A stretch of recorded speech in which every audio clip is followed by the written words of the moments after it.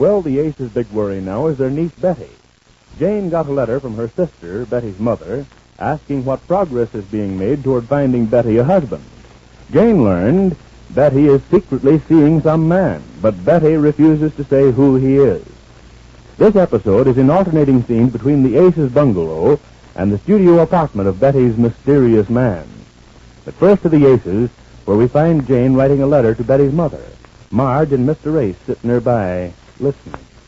Oh, dear, there I go again. How do you spell musician? What? I'm having one of my bad spells again tonight. Betty has to pick a musician to go with, and I have to write her mother. She just couldn't pick a clerk or some easy job like that. Oh, no. I'll spell it for you, Jane. I got it up to M-U. M-U-S-I-C.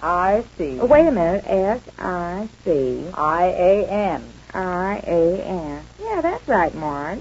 Oh, thanks, Jane. I don't think you ought to write her mother about this thing until we get it all straightened out, all the facts. But Betty wouldn't tell me anymore, only that he's a musician, and she wouldn't introduce him to us.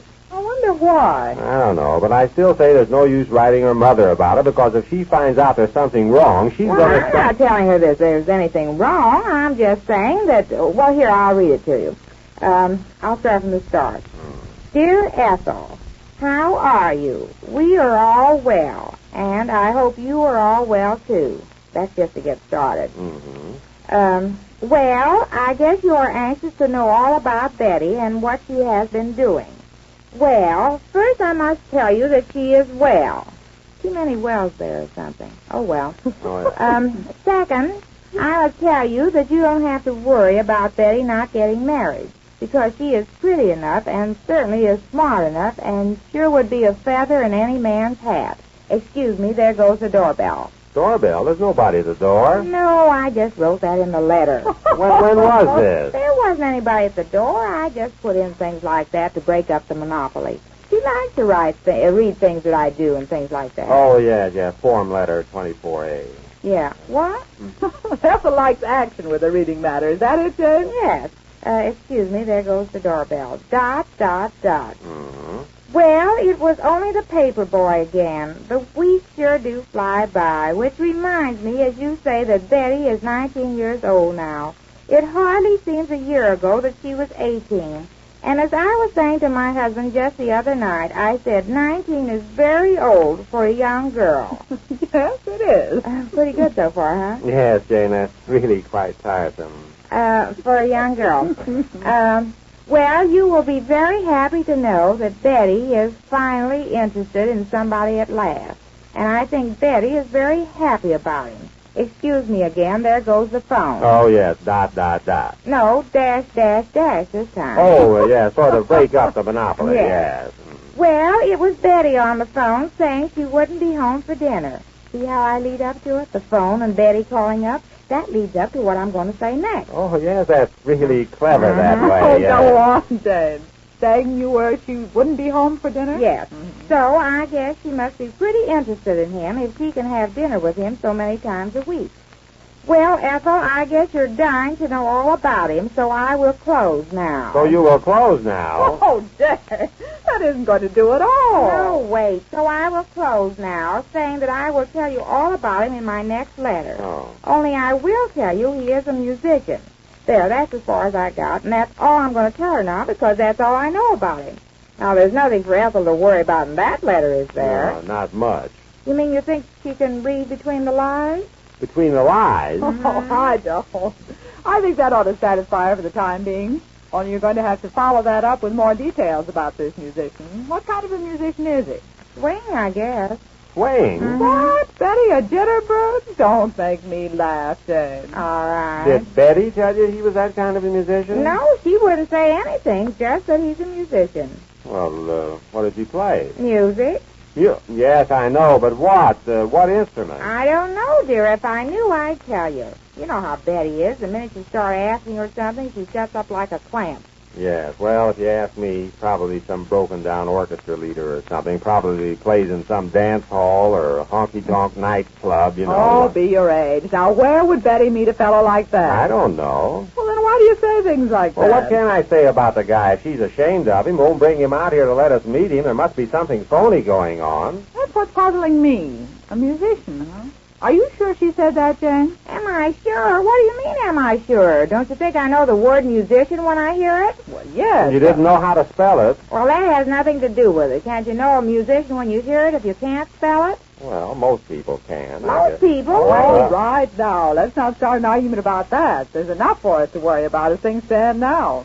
There must be some reason she won't bring him here and let us meet him. She said we wouldn't approve of him. Oh, she said that. Well, this is a fine time to throw that line in. Well, that doesn't help any. We still don't know who he is. Yes, but we've at least got some reason for not bringing him out. Wouldn't approve of him, huh? Then he must be some broken-down guy. Well, let me see now. She said something else. I'm trying to remember. Well, for heaven's sakes, remember it. I'm trying to. Something about voice. He's studying her voice. He teaches voice? Is that the kind of a musician he is? Somebody studies voice. I got so excited talking to her that I didn't get He's it right. a singing teacher. No, not singing teacher. He doesn't teach people for money. She said he loves music. He doesn't take money. Doesn't take money. What kind of a musician is that? What kind of a man is that? I'm getting more and more excited about meeting him myself. What else did she say?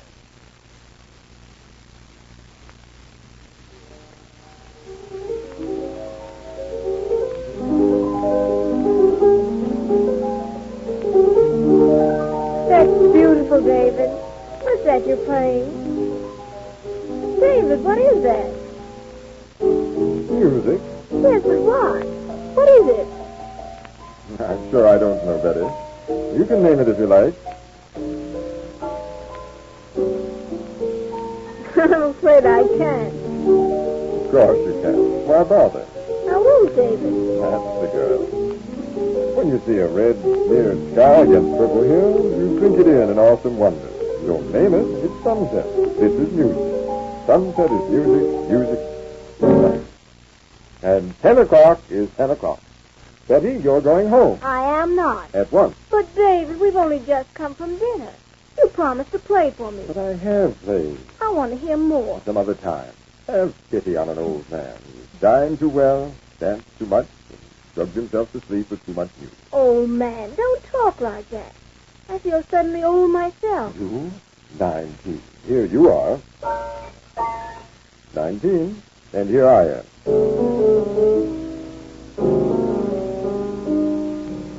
41. Stop it, David, please. Going on 42. You see? There's no harmony there. David, please.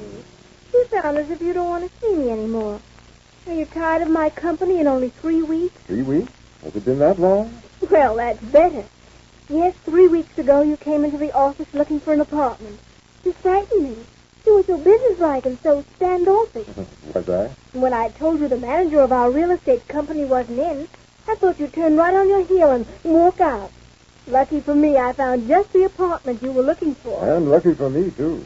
Because this is just the place I wanted. I like it here. And the rent not too high? You drove a hard bargain, Betty. It's our standard rate, sir.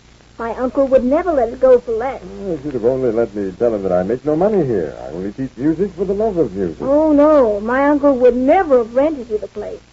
He wouldn't understand that at all. No, I suppose not. I'm only beginning to understand it myself. But still, I find myself asking myself, why do you live here? Why all this? I told you. Yes, you love music, I know. I do. I always have. It's all I know. It's all I want to do. You're lucky to be able to do just what you want to do.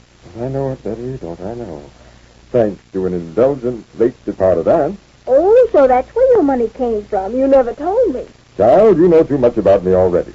Now, will you please go? Until tomorrow night? Betty, don't you think you're overdoing it? Coming here this way? What must your aunt think? Plenty. You should have heard her try to worm out of me this afternoon who you are. You don't know? Your uncle doesn't know?